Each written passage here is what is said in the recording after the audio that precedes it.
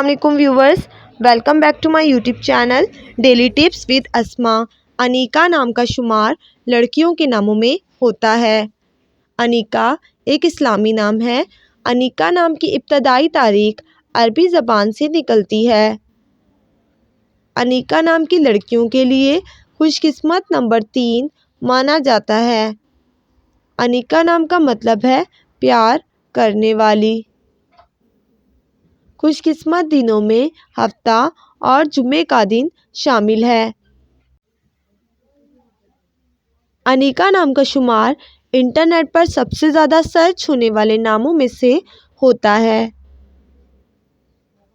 खुशकिस्मत धातों में हिंसों के हिसाब से चांदी और तांबा शामिल है। अनीका नाम के अफराद के लिए मुआफिक रंगों में नीला, पीला और सफ़ेद रंग शामिल है। अनीका नाम के अफराद के लिए मुआफिक पत्थरों में हीरा पत्थर शामिल है।